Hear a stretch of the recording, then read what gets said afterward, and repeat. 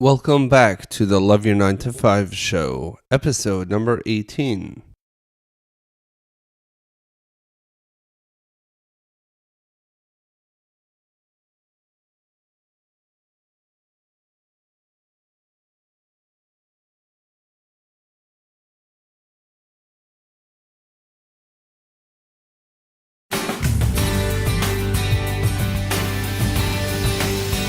Caution, you will begin to love your 9 to 5 with this show. Join us as we explore and discover your unique strengths and learn to apply them to your daily business activities with your host, Shmuel Septimus. Welcome to this next episode of the Love Your 9 to 5 show, where we learn how to apply our unique talents and superpowers to our everyday professional environments. My guest today is the CEO of Business Ghost, New York Times bestselling author, ghostwriter of over 500 books, featured on Shark Tank, amongst a lot of other things. Michael Levin, welcome to the show. Well, thank you very much. Okay, thank you. Michael, if you don't mind just telling us a little bit more about yourself. I know you just gave a very brief introduction of some of your accomplishments, but can you tell us a little bit more personally how this all started for you and professionally, how it evolved? Well, I'm not very proud of the story, but I'm happy to tell it. All right, sounds even better. Yeah, I was a lawyer by training, and I didn't want to be a lawyer. I didn't like it, and they didn't like me, and we came to a mutually agreed upon parting of the ways, which means that I was fired from my last firm, and I stopped looking for work in the field. Okay. I sold 3 novels to Simon & Schuster and ran out of money, started a business, didn't know anything about it, had a bunch of credit card debt and nothing to show for it. I met a guy who's been my business mentor now and like a father figure for almost 24 years. He sat me down in a donut shop and he took out a single sheet of paper. He said, I've worked with a lot of you creative people. You cannot do your best work jacked up and you can't pay for your life and rent and food. So he took that single sheet of paper and he showed me how to start a business on that sheet of paper. Wow. And I have followed his instructions to the letter, and the thing took off. I filled writing class after writing class. People started saying, consult with me. And then people started saying, hey, just can you write the book for me? So I backed into ghostwriting. But that was, as you said, more than 500 books ago. Actually, the number is closer to 700 or 800. Wow. We're sort of redoing the count, and it kind of blows me away. Wow. 18 national bestsellers, 2 New York Times bestsellers. Let's just try to unpack that statement a little bit. I mean, you started off in your law career. I mean, there's just so much in there. You started off in your law career, and you've stuck it out for some time, it sounds like, until they helped you understand that perhaps you'd be more successful as a ghostwriter.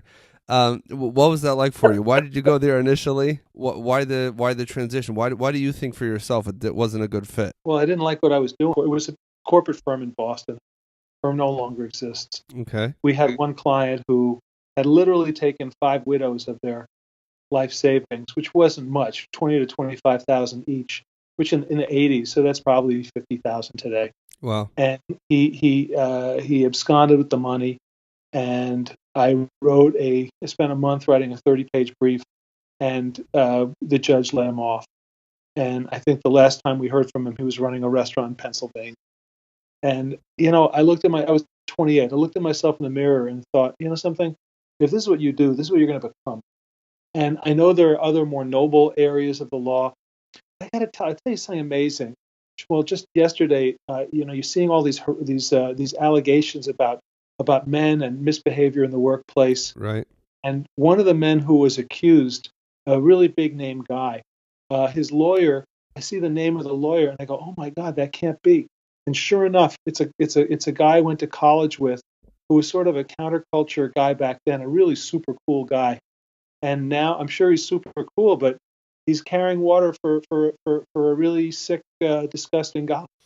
And that's what. So sort of like if you're going to cash their check, you're gonna defend them and you're going to do it as best you can. And I don't mean any disrespect to all the lawyers out there who do great work for their clients, but it's just I don't know. I mean, I think if I'd stumbled into a different part of the law, or if I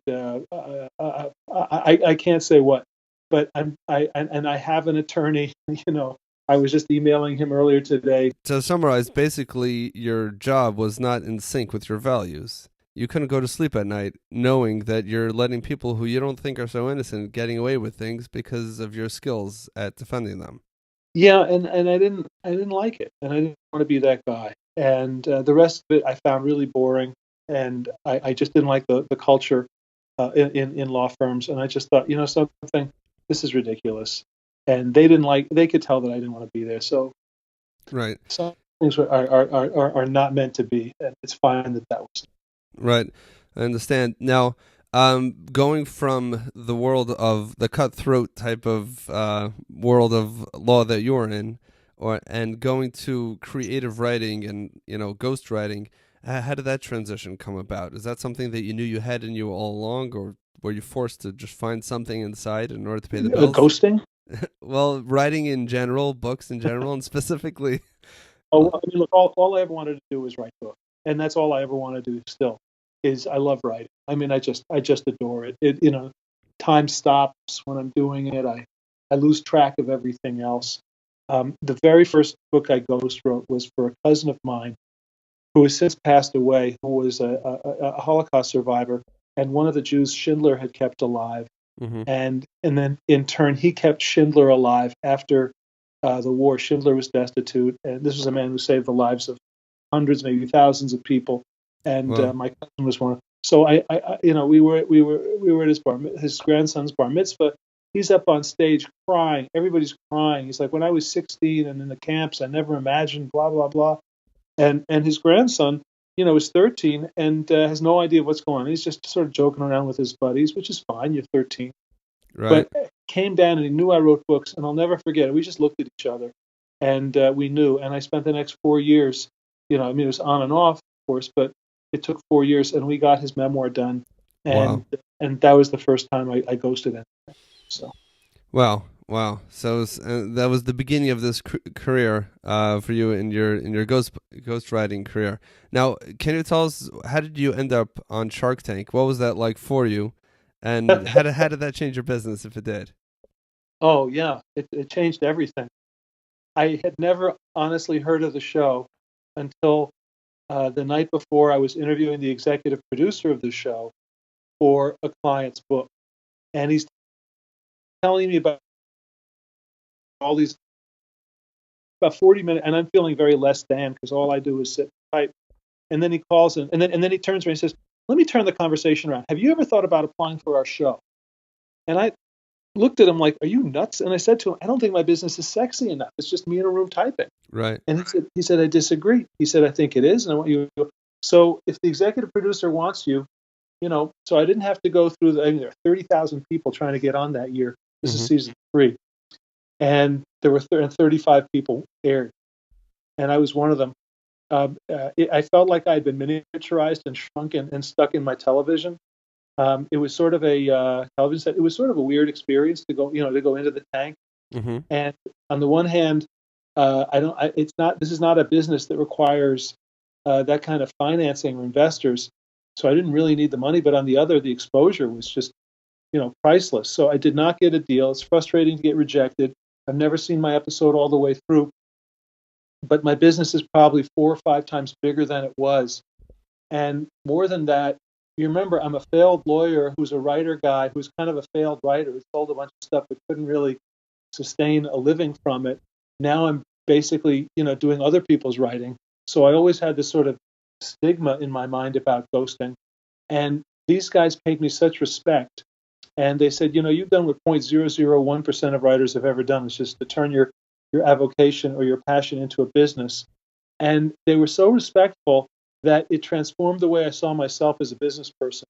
So in one sense, the Shark Tank episode, which re-airs every 8 weeks, is an ongoing advertisement for Business Ghost. But in a broader sense, it was like an intervention on me on national television, trying to get me and getting me to accept the idea that I really am a business guy and that I can hold my head up high as a successful business person. So even though you didn't get the deal, but they were able to kind of transform the way that you thought of yourself professionally, and that itself, coupled with the exposure, was able to really bring you to the next level. Now, at That that is, point, had you already written your New York Times best-selling books at that point, or did it follow that event? great question. The Times bestseller, the first one came before, and the second one came after. Okay. So, you're being a little bit humble, but, obviously you brought a lot of talents into that room. They were respectful for a reason, and, and they were able to see what they had in front of them, and then they were able to, show you that you had even more inside of you and what you were able to bring out. Now, I'm sure there's a lot of people who are listening right now who are saying, what is this thing called a ghostwriter? And are you writing about ghosts? And does this have to do with Halloween? So can you just define the term for us? I like the way you put it, Ishmael. A ghost is someone who facilitates the dissemination of the ideas of another in book form. That's my classic definition. But Okay. What's the layman definition? it's your ideas. We interview you. We put it in a book. It's your picture and your name on the cover. It's your book. It's by you. It's not by us. Our role is confidential. And now you have a book that is the ultimate marketing edge. It is it's the ultimate leave behind. It's the thing that gets you a high level speaking. It's the thing that allows you to convince not just your prospect but the spouse of the prospect. Because in my marriage, if I say to my wife, "I found the guy," she's like, "Yeah, sure," like last time. So it doesn't work out. But if I say, "I found the guy and here's his book," he goes, "Oh, okay."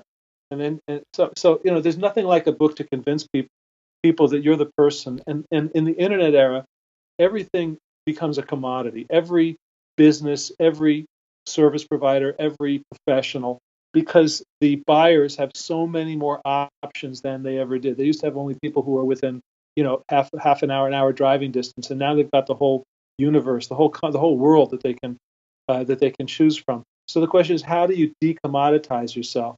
Because if you don't, you're going to be competing on price, and that always ends badly. Right. So how do you demonstrate your knowledge base, your value, your problem solving ability, the fact that you're the most trustworthy advisor in a situation? How do you demonstrate that to a niche audience you define? Well, you bring us in, we interview you, we write your book, and then there it is. It's in your hands. It's on Amazon. It's a physical book. It's an ebook, a paperback, with a hardcover, whatever you want. And then boom, now the world beats the path to your door because everybody else has a white paper or a website that looks like everybody else's website. But you're an author, so that's or it's a memoir to capture a family history or a business culture. Businesses come to us because they're expanding and they want to preserve their early exciting culture, and they don't want new hires to think this is just another job. So they'll say, take this home on Friday and read it over the weekend before you come in. Or it's a way of cementing relationships with all sorts of people, with prospects and vendors and regulators, legislators, whoever you have to influence. So that's the power of the book. Now, two things. I guess first question is, if I'm not a writer but I have a lot of information and you interview me and you write the book for me, does it sound like I'm the one who's writing the book, or does it sound like it's coming from somebody else? Yeah, if the book sounds like me or like my team, we failed. The book has to sound like you. Okay. I have we have a website, businessgoes.com. There's a page with sample chapters, and it's got excerpts from 8 or 9 books that we've written. Mm-hmm. And these are people of different ages, backgrounds, race, ethnicity, gender, everything. And not one of those books sounds like any of the others in any way. Mm-hmm. So the reality is that a really great ghost is able to capture not just the meaning that you're trying to convey, but also your language, your syntax, your mode of expression, so that the reader feels as though he's sitting or she's sitting in a Starbucks having a conversation with you, one-on-one, and it's very intimate and personal. And then people who know you read the book, and it never even occurs to them that you got help. They just go, "Wow, I love your book. That's great." So now, have you seen? Do your clients report back to you? Hard business results as a result of having the book? Yep. We have a document that we send out when we send out proposals that lists the return on investment that our clients report. And we aim for 10x and higher. So whatever you spend on the book, we want you to get 10 times that in the first year or so. Wow. back, and our clients do that a lot. Wow. Yeah. So by whatever measure, new clients, money under management if you're a financial advisor, premiums if you're in insurance, we're looking to create a 10x return. Well, take us to your biggest business failure, the time when it really, maybe a decision that you made or something that was really, really maybe not so comfortable, and what you learned from there and how you implemented. It's easy to say no when we see the success. Hopefully it's easier. Yeah, sure. Okay, I mentioned this earlier. The year before I started this business, I started a different business, which was offering 4 hours of audio about writing on cassettes, which were the mode of sharing audio at the time. This is 1993, Okay. and I did. I heard Robert Townsend, the director, saying that I heard him interviewed on NPR, Hmm. and he said, when I was doing my movie, I financed it on credit cards, and he said, people would say, you owe me money. I'd say, well, I can't pay you, but I can fill your tank with gas, and Hmm. that sort of stuck with me. And I thought, wow, I could just get a whole bunch of credit cards, and then I can finance the starting of the business, and then it'll take off, and I can pay him back, and it'll be great. Well, I went down the wrong path. I went down. There's a guy named Steve Blank. For the listeners who are not familiar with Steve Blank, he is a consultant in Silicon Valley. He's the smartest guy in the room. He says most startups focus wrongly on the product, and then they've got the launch date, and then they've got the estimates, and this is when we're going to ship, and it's going to be great. But the one thing that they forget to do is to talk to customers and find out, is there a need for this? Do people want it? Will people pay for it? How much will they pay for it? What kind of problem will it solve? Should they modify the product so it's something different from what you originally had in mind to match it? I didn't do any of that. I just blithely thought, well, if I put it on the market, people. I hired an advertising agency, and I felt like a real big shot until I had no sales, a bedroom full of cassettes I couldn't move, which I finally donated to some veterans organization or something like that, Wow. and $33,000 worth of credit card debt, which Ouch. took 7 years to 6 years to pay off. Wow. And so I was paying the debt off, and I was dead broke. My classmates at Columbia Law School are making a partner, and I'm going to the bank to buy savings bank life insurance for $35,000, so that if I die, the insurance covers the credit card debt. Wow. But so the thing is that it taught me a lot. And when Bob sat me down in the Dunkin' Donuts in February of '94. It'll be 24 years in February. Hmm. I was open and ready to listen because there was not a shred left of arrogance or I know best. So, Do you feel that that was a necessary precursor to the success that followed? it's sliding doors with Gwyneth Paltrow. It's like, who knows? Right. Right. I don't regret it now. I mean, I took my best shot. I learned a lot from it, and maybe I'll never know. It's Hmm. a great question. There's just no way to A/B test on that and Right. find out. Right. It's entirely possible. But I mean, but that made it that you were wide open to listen to anything at that point. Now, the burning question, at least in my mind, and I'm sure the listeners as well, is what was on that sheet of paper? Do you mind sharing the secret? Yep, happy to. I know I don't mind at all. First, we went over my expenses. What does it cost for me to live a month? And this is 1994, and I'm single, and I have no expenses other than my living expenses, which were very basic, and my credit card debt. So we figured out, what do I have to earn a month to cover those costs, a little bit more, taxes, okay, and Okay. then now we take that, and what he said is, okay, there are 160 working hours a month, 4 weeks at 40 hours a week. You need 20 hours a week for your writing. So now you have 80 hours a month for the business. And he took the amount of money that we agreed that I needed each month, and we divided that by 80. And that told me what I had to make an hour in order to pay for my life and have 20 hours a week to pursue my own writing. And then we looked at the income side. He said, okay, my suggestion, it's like whatever you say, Bob. My suggestion I mean, the expression is I was too broke to pay attention. I Right. was not too broke to pay attention. I was paying careful attention. So, so then we figured. He said, okay, let's say you were offering writing classes. Um, how much would you need to charge in order to, make that money? Let's say the class lasted for 6 weeks, so you could do one, every 2 months. How many people per class? How much would you have to charge them? That was the formulation. So based on that one, and I've done that exercise with other people, and it's just it's life changing for people. And I keenly regret that I don't have that piece of paper. That was Uh, my next question. but that's you know, but that's really it. And then when you look at it that way, all of a sudden, kind of stuff just kind of seems simple and makes. But I mean, have you ever heard of anything of that? I've never heard of it. I mean, Hmm. have you? So Right. I think the biggest, the genius of that method, in my opinion, is he's just quantifying the overwhelming feeling. Before that, it was, oh my gosh, I'm broke. I'm never getting out of this. I'm going to die broke. Let me take life insurance so at least they can pay for my funeral.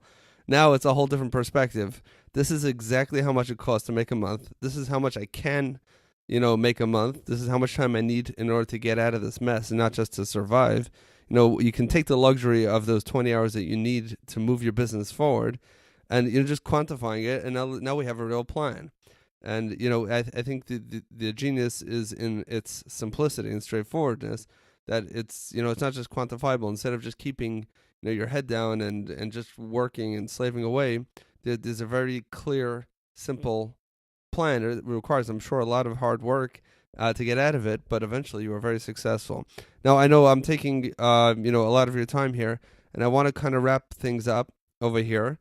And if this question I ask all of my guests, but I don't. This definitely never was more meaningful to any other guest than it will be to you, and may never be again.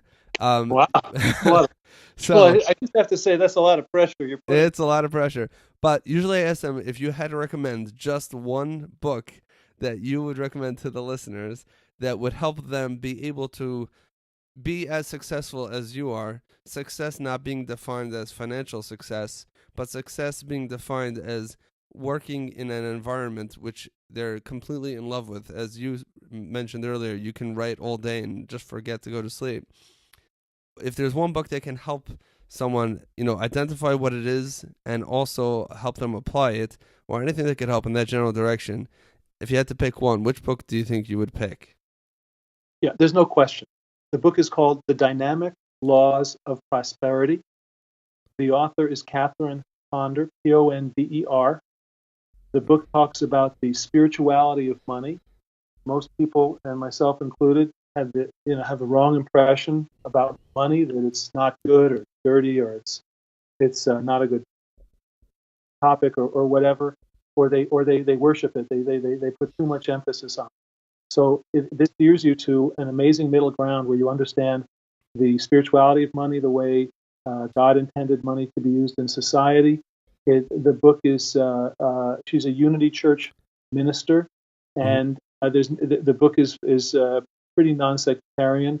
Some of her other stuff is a little more avowedly religious, Mm-hmm. but I just and you might say, what's a Jewish guy reading that book for? Well, I got to tell you, somebody gave me that book in 1994, the same year I was dead broke, and I have read it and reread it and reread it, and I continue to buy it and give copies away, and so I always have a fresh copy, so I can always give one away. And all I can say is that if a person is willing to open his or her mind to the idea that there is a spirituality of money, that Catherine Ponder, maybe after the Bible, this is the single most important book I've ever read in my life, and I could practically recite chunks of it because I love it so much, and because it influenced my thinking so much. So there you go. Wow. What do you think? Wow. Okay.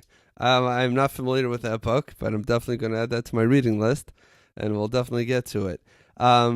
Yes, and I have to say that usually I was surprised that you just spit it out like that, because of anyone, I'm sure you're very careful with which books you consider to be worthwhile reading, which ones maybe not as much, and I really appreciate that recommendation. Just before we let you go, If the listeners want to follow what you're doing and they want to either get in touch with you about a book idea or just to see what else you're doing, what is the best way for them to follow you, for them to contact you?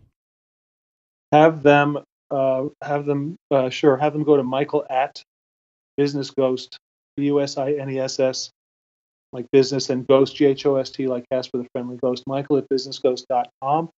And I'll be happy to hear from them. I'll answer any question. If they want to talk about books, we'll talk about books, whether it's getting a book done or just in general, whatever. And that's the best way. Okay, awesome. I'll definitely include a link to that in the show notes and anything else that we discussed. Thank you, Michael, so much for your time. I really, really appreciate it. And again, thank you for coming on the show. Well, you asked great questions, and I think it's tremendous. So I'll be looking forward to any follow-up. So thank you so much.